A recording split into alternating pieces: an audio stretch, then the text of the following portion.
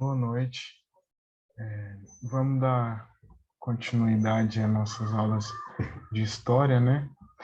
E continuando falando das civilizações antigas. A gente falou sobre Egito e Mesopotâmia, agora a gente entra em Grécia, a gente vai falar sobre Roma também, né? E da Grécia Antiga.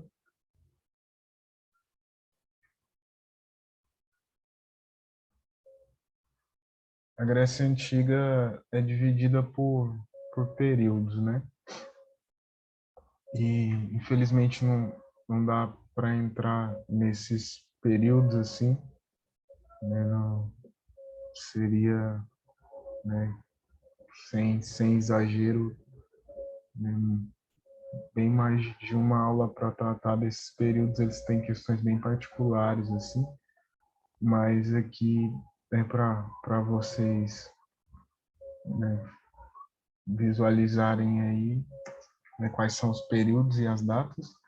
Neomicênico ou pré-homérico, de 1650 a 1150 a.C., o homérico, de 1150 a 800 a.C., o arcaico, 800 a 500 a.C., o clássico, de 500 a 338 a.C., e que foi no clássico que aconteceu as principais guerras assim, né, na Grécia, e onde ela cresceu bastante assim, né, economicamente. No helenístico, de 338 a 146 a.C. Sobre a gente vai perpassar depois, né, sobre, na verdade a gente vai mencionar, né, sobre algumas guerras, né, porque na história Heródoto, considerado pai da história, né, por conta de ter relatado uma dessas guerras, né, no período clássico, né, que foram as guerras médicas entre os anos de 490 e 479 a.C. Esse conflito foi um conflito entre os gregos e os persas pelo domínio da área de áreas comerciais ali no Mar Egeu. E depois, posteriormente, Xenofonte e Tucídides, né, ambos relataram os fatos vivenciados na Guerra do Peloponeso, né, que foi um conflito que envolveu, né, mais de um povo aí. A gente vai ver que tinham duas ligas, né, a Liga do Peloponeso e a Liga de Delos, né, e foi porque foi por conta do crescimento assim da Grécia, né, estava assustando assim os povos, né, ao entorno ali, e Corinto convence os espartanos que eles tinham que travar uma guerra contra os gregos atenienses por conta desse crescimento, assim, né? Tinham medo dos atenienses quererem expandir ao ponto de se tornar um império, né? Aí as obras que eles escreveram acerca da Guerra do Peloponeso, do Xenofonte, foi Helênicas, e História da Guerra do Peloponeso por Tucídides, né? O Histórias de Tucídides, também conhecido assim. Aí aqui, né, o mapa da região tá de amarelo, tá os aliados de Atenas, né, que é a Liga de Delos. De rosa, que era a Liga do Peloponeso. Aí de azul, estados gregos neutros que não se envolveram, né? O Império Persa, né, que não estava nessa disputa, e o Reino da Macedônia também, que não participaram, né? A filosofia da Grécia, né? do período helênico, dos helenos, perdão. Primeiro, os filósofos gregos teriam surgido por volta do século 6 a.C. Buscavam compreender como e por que ocorriam os fenômenos naturais, né? Eles vão ser chamados de pré-socráticos, né? Então, eu coloquei do caos ao cosmos aí, porque eles queriam, eles se detinham a estudar, né, o porquê do, né, do caos, assim, né, ter se formado a Terra e, né, os seres vivos, e eles se detinham a estudar essas coisas, fenômenos naturais, né, chamados de pré-socráticos, filósofos da natureza. Entre eles estava Tales de Mileto, Anaxágoras, Anaximandro e Pitágoras. E tinham outras escolas, assim, né, que eram mais específicas nessa época, estudavam outras coisas, né, se detinham em outras coisas, que é a escola jônica, pitagórica, eleata e atomista.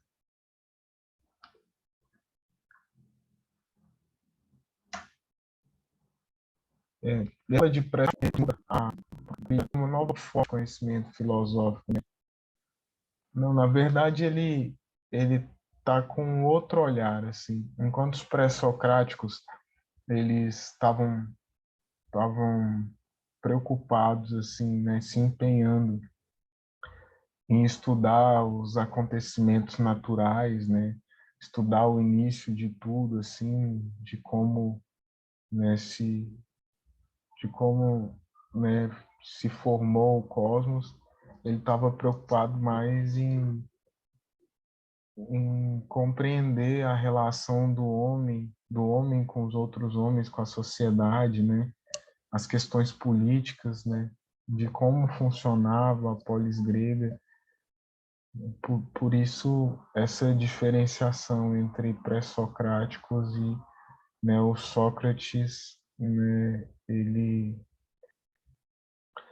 lança, né, um novo olhar assim para a filosofia, né? Faz frente com sofistas, né? Os sofistas negavam verdades absolutas, se concentravam no acontecimento das práticas da vida. Então, o que importava para eles era, era assim, o que se aprendia na vivência no cotidiano, né? E eles utilizavam a retórica, né? Porque não estavam tão preocupados com a veracidade das ideias, né? E, né, com o campo das ideias, né? Eles estavam mais voltados para a discussão e o convencimento através da retórica, assim, né? Da arte do discurso, né? Da construção de um discurso que convencesse. Aí, depois de Sócrates, vem Platão, que é um seguidor de Sócrates, né? Fundador da Academia, instituição de ensino para a formação de filósofos. Sócrates não deixou nada escrito, né? Então, tudo tudo que se aprendeu dele foi de forma foi o que ele verbalizou, né? Foi de maneira oral, assim, né? Ele não deixou nenhum tratado, né? Não deixou nenhuma obra escrita. Então, Sócrates, né? Ou perdão, Platão, ele tenta formular, né, os registros dos ensinamentos de Sócrates. E ele estava mais preocupado com o mundo das ideias. Tinha a questão do mundo das ideias e do mundo dos sentidos, né? E as obras mais conhecidas, a República, Apologia de Sócrates, O Banquete e Mênon. Platão tava mais preocupado, que eu estava falando anteriormente, acabei me perdendo, estava mais preocupado com o mundo das ideias do que com o mundo dos sentidos, porque ele acreditava que o mundo dos sentidos, né, o sentido, ele podia enganar o homem, assim. Então, o mundo das ideias era que é o objeto de estudo dele. Aristóteles de Estagira, discípulo de Platão, considerado o pai da lógica. Maior, maior importância, por mais que fosse discípulo de Platão, ele deu maior importância ao mundo dos sentidos, né? O método científico baseado no empirismo, né? Que é que é o estudo, né, do é o estudo das coisas, assim, né, de formular, né, como resolver, né, questões. Isso tá atrelado à questão da lógica, assim, tem que fazer sentido, tem que ser comprovado, né, essa questão empírica, assim, né?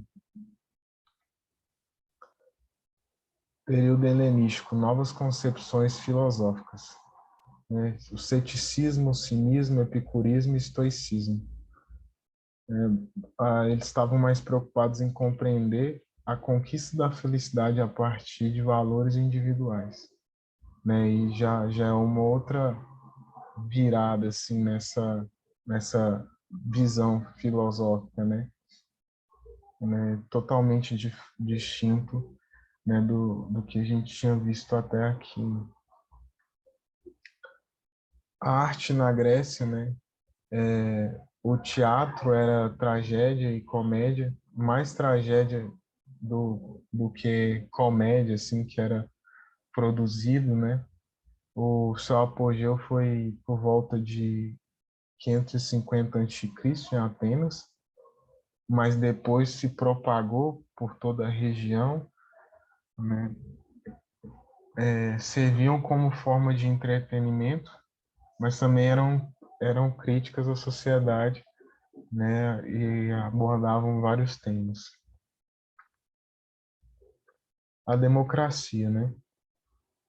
A democracia, né? A gente está num estado democrático, e aí é a herança do povo grego, né? Era um sistema de representação política que consiste em transferir ao cidadão o papel de decidir os rumos políticos, sociais e econômicos dos locais onde vive.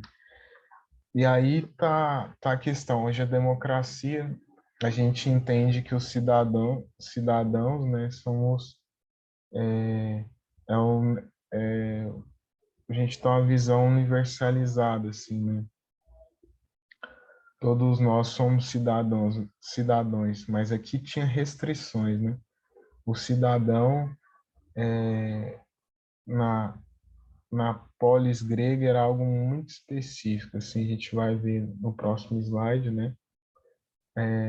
Essa participação política mencionada no tópico anterior era destinada aos cidadãos. E quem eram os cidadãos em Atenas, né?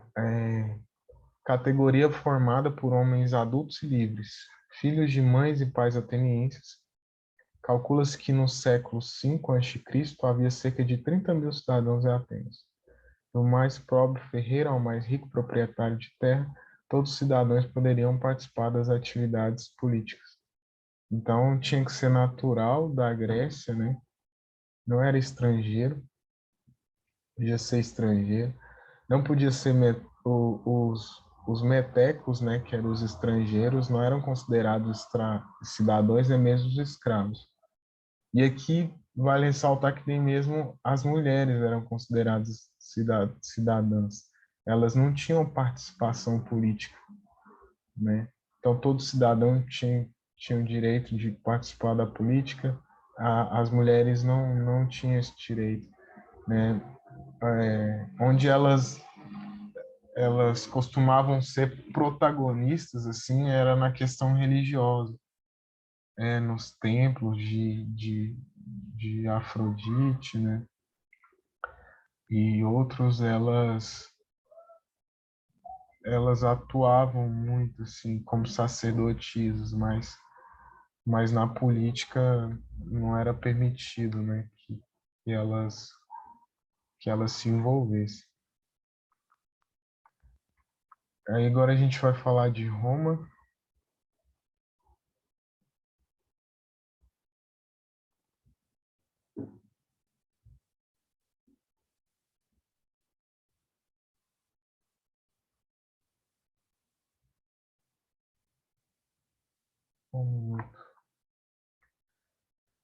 É Roma, né? Esse é Rômulo e Remo, né? Se alimentando aí do leite da loba, né? E Rômulo e Remo a gente vai ver que eram dois irmãos, né? Que chama de mito formador, né? De Roma, que eles eram eram filhos do deus Marte, né? E eles tinham sido jogados no rio, né? E uma loba cuidou deles, né?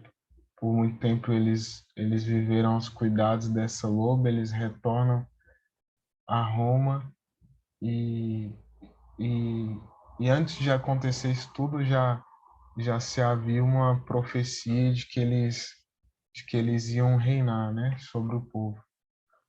E aí eles chegam eles chegam ao poder, né, e Rômulo acaba matando Remo. E por coincidência, esse é um mito formador, tá em Eneida de, de Virgílio, né? Mas por coincidência o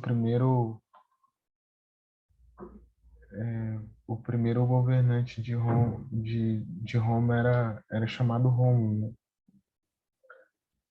É Roma, centro econômico e político da região do Mediterrâneo, capital de um grande império. Segundo a arqueologia, povos latinos no século VIII organizaram organizaram-se aldeias. Choque cultural entre latinos, invasores indo-europeus, gregos, cartagineses e, sobretudo, etruscos. Essa relação foi fundamental para criar um intercâmbio comercial, fazer com que Roma se tornasse um centro comercial e, posteriormente, um grande império, que foi dividido entre os três períodos, né?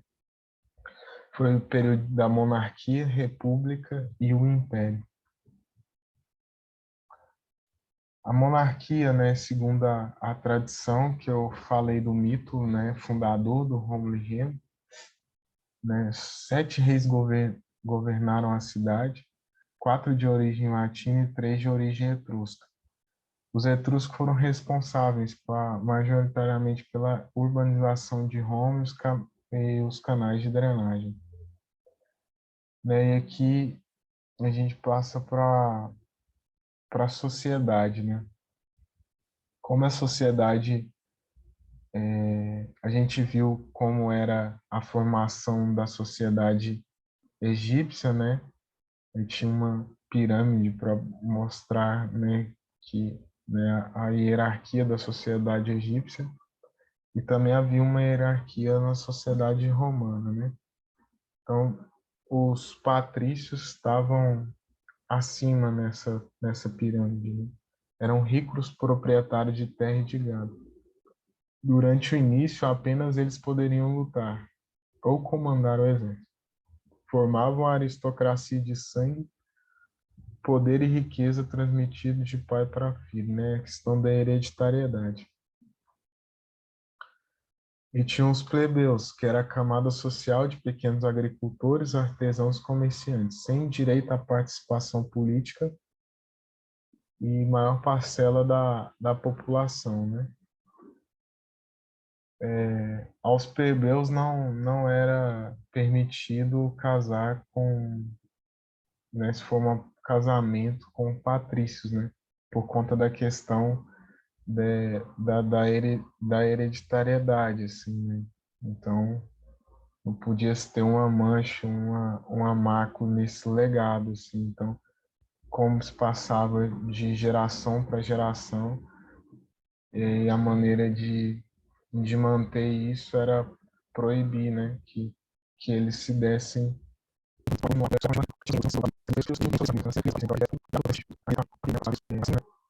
os clientes aqui, dependência dos patrícios, os plebeus, era grande parte da população romana, né, e tinha os escravos que eram instrumentos de trabalho.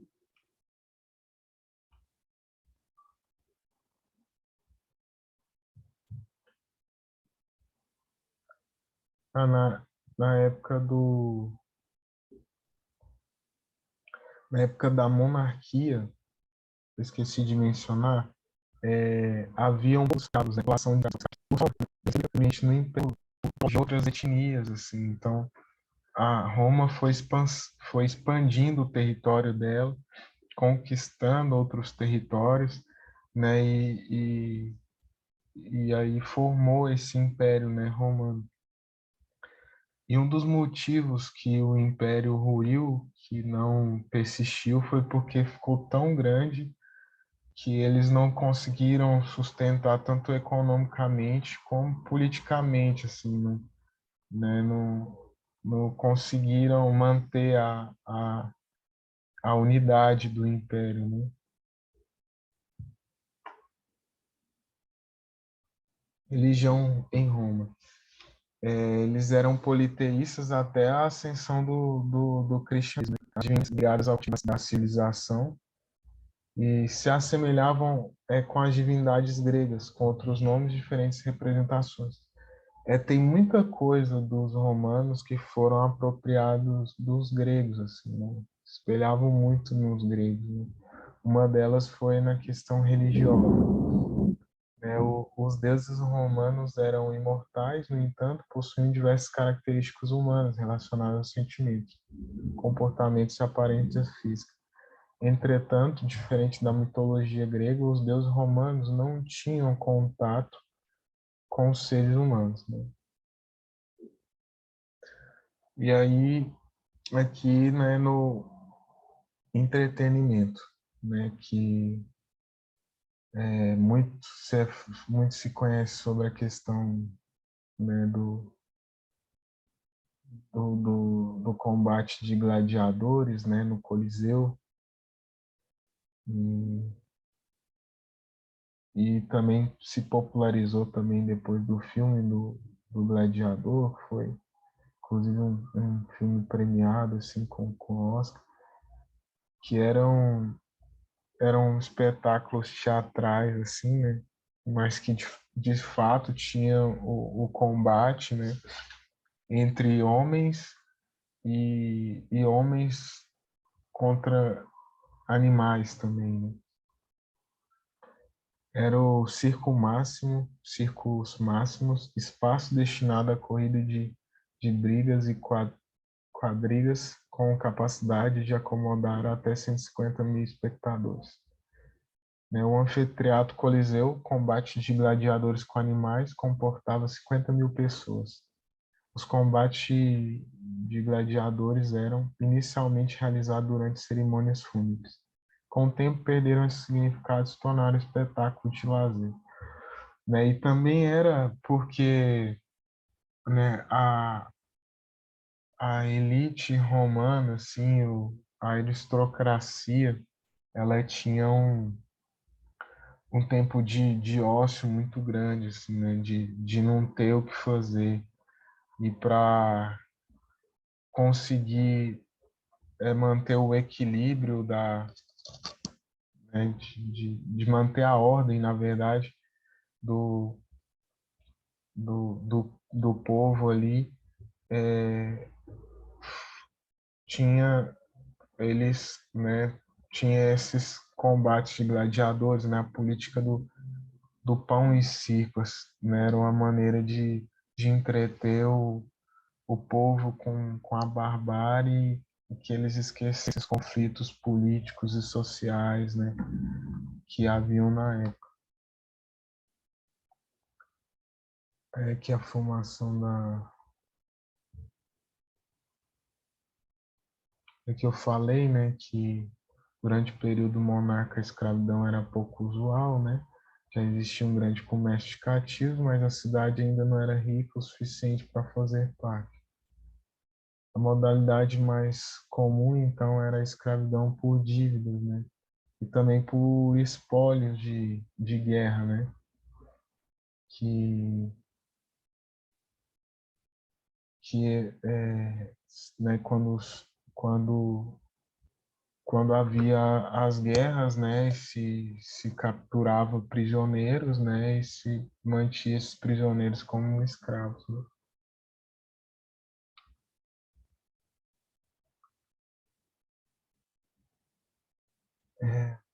Então, sobre Roma, é isso, né? Espero que vocês tenham uma boa noite e até a próxima aula.